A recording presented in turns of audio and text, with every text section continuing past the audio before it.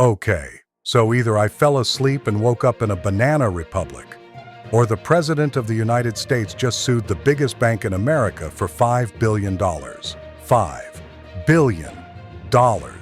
Not 5 million, not 500 million, 5 billion. That's not a lawsuit, that's a ransom note with a letterhead. That's pay up or I'm putting your CEO in the trunk. And I know what you're thinking. Jimmy, this can't be real. Oh, it's real.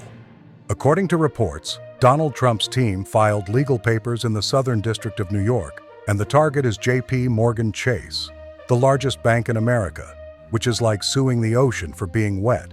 It's like walking into Costco and trying to fight the building. But this is where we are now. We live in a country where the president is treating the Oval Office like a customer service desk. Excuse me, yes, I'd like to return this bank. It's defective. It doesn't love me enough. And the wild part is, the number is so cartoonishly large that you almost have to respect the commitment. 5 billion is the kind of number a kid makes up when you ask how much money they want for Christmas. 100? No. 1,000? No. $1 billion. It's Dr. Evil money. It's pinky to the mouth money. It's also, coincidentally, about what it costs to buy every pillow at MyPillow if Mike Lindell is having one of his everything must go breakdowns. Now, Trump's claim, at least the claim being described, is that JP Morgan engaged in what conservatives have been calling debanking, which sounds like a made-up word because it kind of is, but the concept is real. The idea is that banks, payment processors, big financial institutions, basically the people who control whether your money is allowed to exist, have been closing accounts or refusing service to individuals and groups because of politics, ideology, or association with controversial but legal stuff. And listen, I'm going to say something that might shock people. That's a real conversation worth having. Because whether you like Trump or not, and I'm going to go ahead and say I have a preference, there's a bigger issue here that goes way beyond one guy and one bank. When a small number of gigantic institutions control access to the financial system and they can quietly decide, you know what, we don't like you, so good luck buying groceries. That's not just a business decision, that's power, that's real power. And we're watching this collision between political power and financial power like it's Godzilla versus King Kong, except both of them are wearing suits, and somehow the rest of us are the tiny people running around screaming while they smash buildings. Because here's what's insane. This is happening in the United States, not in some unstable country where leaders routinely weaponize the government against banks. This is not some former general becomes president and immediately arrests the central bank governor situation. This is America. We're supposed to be the place where, I don't know, we don't do this kind of thing. We're supposed to be the place where if you're mad at your bank, you complain, you switch banks, you leave a 1-star Yelp review like a normal person. You don't sue them for $5 billion while sitting in the Oval Office like you're ordering an airstrike. And that's why Wall Street is freaking out. Washington is freaking out. And honestly, you should be at least a little freaked out too, because whether you love Trump, hate Trump, or you're like most Americans and you just want a grill without the Constitution collapsing, the ripple effects of this could hit everybody. If this turns into a bigger war between the White House and major banks, that's not just a headline. That's your mortgage. That's your credit card. That's your small business loan. That's the entire financial system going, hey, can we not do this right now? So let's talk about what Trump is actually alleging. The claim is basically JP Morgan and maybe other banks have been operating like a shadow regulatory system, like an unofficial government, deciding who gets access to the financial system not based on creditworthiness, not based on legal compliance, but based on politics and ideology. And if that sounds dramatic, it's because it is dramatic. It's also not completely crazy as a concept because banks already do something like this, just usually under the umbrella of risk management. Banks have this term they love, reputational risk, which is basically the corporate way of saying, we don't want to be associated with you because you make us look bad. And sometimes that's totally fair. If you're a bank and your client is doing something illegal or shady or laundering money or running a scam, yeah, you don't want that. Nobody wants that. But reputational risk is also a very convenient phrase because it can mean anything. It can mean we don't want to get fined, or it can mean our employees are mad, or it can mean Twitter is yelling at us. Or it can mean, this person is politically radioactive and we don't want the hassle. And that's where things get messy, because hassle is not a legal standard. This might make us look bad on social media is not a law. And if banks are using those vague standards to effectively kick people out of the modern economy, we should at least be able to talk about that without immediately screaming at each other. Now, Trump's lawsuit, based on what's being described, doesn't just say, they mistreated me personally. It tries to make a broader argument that major banks have been using their power to discriminate politically, and that because these banks benefit from federal protections, FDIC insurance, access to the Federal Reserve, federal charters, and historically, bailouts, they're not purely private actors in the way they want to pretend they are. And that argument is interesting. It's not a slam dunk. It's not like the law is sitting there going, oh yes, absolutely. Banks are public accommodations and must serve all political viewpoints. That's not really how it's been interpreted. But it's not a totally insane question either, because we've basically built a society where banking isn't optional. You can't function without it. You can't rent an apartment, get paid, pay bills, run a business, do anything without access to basic financial services. So when banks say, well, we're private, we can do what we want, the response is, okay, but you're also kind of infrastructure. And this is where we get into the uncomfortable part, because we're not used to thinking about banks like infrastructure. We think about roads as infrastructure. We think about water, electricity, the internet. But the ability to participate in the financial system is basically like oxygen now. If you cut someone off from it, you don't have to arrest them. You don't have to censor them. You don't have to pass a law. You just quietly make their life impossible. That's why this topic is so explosive, because it touches on something bigger than Trump. It touches on the future of how power works in America. And yes, I know it's funny that we're having this conversation because Donald Trump is the one bringing it up. That's like learning about nutrition from a guy holding a funnel cake. But here we are. Now, if you're wondering, how did we get to the point where a president is suing JPMorgan? There's a backstory. People have been arguing about this for years, and it goes back to something called Operation Choke Point during the Obama administration. And I know, the name alone sounds like a Jason Statham movie. Operation Choke Point. Coming this summer, Liam Neeson plays a banking regulator who's 2 days from retirement but gets pulled back in for one last audit. Operation Choke Point was described as a consumer protection effort. The idea was target fraud by pressuring banks to cut off businesses deemed high risk. And sure, on paper, that sounds fine. Nobody wants banks helping scams. But the problem is, the list of high-risk industries didn't just include pyramid schemes and shady debt consolidators. It included legal but politically controversial businesses, firearms dealers, payday lenders, tobacco sellers, adult entertainment, stuff that is legal but messy. And the way it worked, according to critics, wasn't by passing laws. It was more indirect. Regulators would basically tell banks, hey, you can keep doing business with these people, but we're going to scrutinize you a lot more if you do. And banks, being banks, don't like scrutiny. Banks are like teenagers. The moment you pay attention to them, they freak out and slam the door, so they drop the clients. And conservatives argued that was censorship by proxy, not the government banning these businesses outright, but the government using banks as the weapon. That program was officially ended under Trump in 2017, but the template was there. The idea that you can influence who gets access to financial services without ever passing a law. And once that door opens, it doesn't just close again.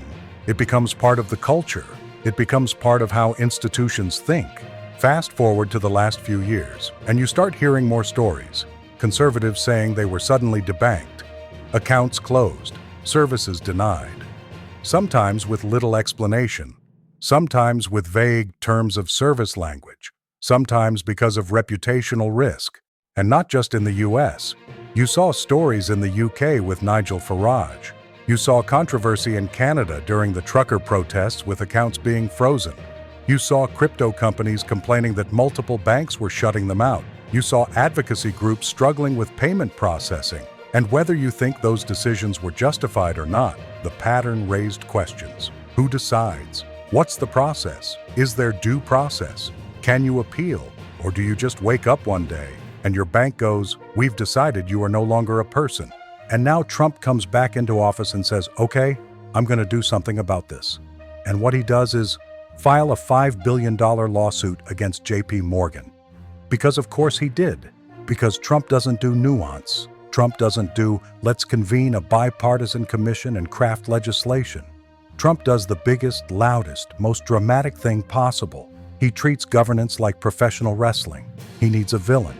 He needs a fight. He needs a number so big, it makes people choke on their coffee. And here's where it gets complicated. Because you can look at this lawsuit from multiple angles and see multiple realities at once. From a legal perspective, Trump's case faces serious challenges. Banks are private corporations. They generally have broad discretion to choose their customers. The Supreme Court has been very protective of businesses' associational rights. Unless there's a specific law that says you can't discriminate on a certain basis, businesses often have a lot of freedom. We all know banks can't discriminate based on race, gender, religion. Those are protected categories. But political viewpoint, that's not traditionally treated the same way under federal law in this context. So Trump's legal team is reportedly leaning on statutes most people don't even know exist, trying to argue that political discrimination in banking is prohibited, especially given the quasi-public nature of these institutions. It's a novel theory, it's aggressive, and it's not something that has been tested at this scale. And JPMorgan, if they're smart, which I'm going to assume they are because they are literally JPMorgan, they're going to fight this hard. Not just because it's Trump, but because the precedent matters. If a court says, actually you can't drop clients for reputational reasons if those reasons are political, that changes everything. That changes how banks do risk management. That changes compliance. That changes their relationship with regulators. That changes their exposure to lawsuits. It changes the entire model. And banks will argue, we have to manage reputational risk. It's real. And they're not totally wrong. Reputational risk is real. If a bank is associated with criminal activity, they can get fined. They can get hammered by regulators. They can lose customers. They can lose investors. They can lose everything. And we've seen it. Banks have paid billions in penalties for relationships that turned out to be toxic. So the bank's argument is, we need discretion. We need to be able to decide who we do business with. Forcing us to keep clients we don't want violates our rights and creates risk. And then the counter-argument is, okay, but you're not a bakery choosing whether to make a cake. You're a bank. You're a gatekeeper to the economy. And you benefit from federal insurance, federal access, and federal protection. You are not purely private in the way you want to claim you are when it's convenient. You're private when it helps you and quasi-public when you need saving. That's the tension, and it's real. Now, from a political perspective, this lawsuit is brilliant, regardless of whether it wins. It's a perfect Trump move. It energizes his base. It confirms their worldview that elite institutions are biased against them. It gives them a villain they already hate: Wall Street, big banks, corporate America. And it lets Trump pose as the champion of the little guy, which is hilarious because Trump's idea of the little guy is a guy who owns 3 golf courses and a jet. But it works. It works because politics is not about logic anymore. It's about feelings. And this lawsuit is basically a giant emotional support animal for conservative grievances. It says, see, we told you. They're doing it. They're discriminating. And now we're fighting back. And if Trump loses, he gets to say the system is rigged. If he wins, he gets to claim victory over the establishment. It's win-win for him politically. And for JPMorgan and Jamie Dimon, it's a nightmare. Because Dimon has spent years trying to be Switzerland. He's tried to be the guy who can work with anyone. He'll talk to Democrats, talk to Republicans, talk to presidents, talk to Congress, talk to regulators. He's the guy who wants to be seen as the steady hand in the economy. The grown-up, the banker who keeps the ship from sinking. And now he's being dragged into an explicitly political brawl with a sitting president who can make his life miserable in 100 ways that don't even involve the lawsuit. Because here's the thing people forget. Presidents don't just have Twitter accounts. They have agencies. They have regulators. They have appointments. They have influence over the environment in which banks operate. Even if everything is legal, you can still make someone's life hell with scrutiny. So the lawsuit itself is one weapon, but the broader context is leverage. It's a message. It's Trump saying, "You want to play games? I can play games too. And I have the government." Now, what about the actual substance? Is debanking real? Yes, it's real in the sense that accounts do get closed, services do get denied, people do get dropped. The question is why, and whether the reasons are legitimate risk management or ideological discrimination. And here's where it gets messy, because sometimes it's both. Sometimes a client is risky and controversial, sometimes they're legal but bring scrutiny, sometimes they're a magnet for regulators, sometimes they're a magnet for headlines. And banks don't like any of that. Banks are not brave institutions. Banks are the opposite of brave. Banks are like a deer in headlights, except the headlights are a compliance audit. But there's also a legitimate fear that reputational risk has become a catch-all excuse for ideological policing. If a bank decides that one legal industry is unacceptable because it's politically controversial, but another legal industry is fine because it aligns with corporate values, then you're not just doing risk management, you're doing politics. And that's the thing that makes people nervous, because today it's conservatives. Tomorrow it could be progressives, it could be labor organizers, it could be climate activists, it could be anyone who becomes inconvenient. If the system allows financial exclusion as a tool, it will be used, because power always uses the tools available. And that brings us to the big scary question. Should banking be treated like essential infrastructure? Should there be due process before accounts are closed? Should there be transparency? Should there be rules that prevent viewpoint discrimination? Because if you can't access the financial system, you're not just inconvenienced, you're effectively erased. You can't get paid. You can't pay rent. You can't run a business. You can't exist normally. It's like being exiled without ever being charged with a crime. And that's why this case is not just about Trump. It's about the future of how institutions control people. Now, I'm going to give you my honest take, and I'm going to try to do it in a way that doesn't make everyone throw their phone into the ocean. This lawsuit is simultaneously necessary and dangerous. Both. And that's what makes it so unsettling. It's necessary because the problem it points to is real. Financial exclusion is an incredibly powerful form of control, and it's being used in ways that are not transparent, not accountable, and not consistent. If banks are making ideological decisions about who gets access to basic services, that's a problem in a democracy. But it's dangerous because the person leading this charge is Donald Trump, and Trump doesn't do principled reform. He does revenge, he does intimidation, he does spectacle, he does settle personal scores with the full weight of the state.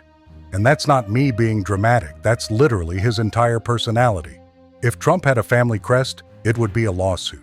So even if the underlying issue is real, the way it's being pursued matters. And when a president sues a private institution for $5 billion, it sends a message that goes beyond the legal arguments. It tells every corporation, every bank, every CEO, if you cross me, I will come for you. That's not a great precedent either. And this is where both sides can be right in different ways. Conservatives can be right that debanking is real and dangerous. Progressives can be right that a president weaponizing government power against a corporation is authoritarian. Both things can be true. Welcome to America, where we can't have nice things without turning them into a civil war. And even if Trump wins, does it solve the underlying problem? Probably not. Because banks will adapt. Banks are like water. They find a way. If they can't drop you for reputational risk, they'll drop you for compliance concerns. If they can't drop you for politics, they'll drop you for risk model adjustments. They'll document it better. They'll make it look cleaner. They'll hire more lawyers. They'll build a whole department called "We're Not Discriminating, We Swear." So what we actually need, if we were a functional country, which is a big if, is clear legislation. Rules that define what banks can and can't do, due process protections, transparency requirements, standards that prevent arbitrary closures while still allowing banks to manage genuine financial crime risk. We need something boring. We need something unsexy. We need something that doesn't fit into a meme. But instead, we're getting the Trump version. A massive lawsuit, a huge number, and a political war that will drag on for years. And while that's happening, everyone else is stuck watching two giant power centers fight while hoping our debit cards still work. Now let's talk about the part nobody wants to admit.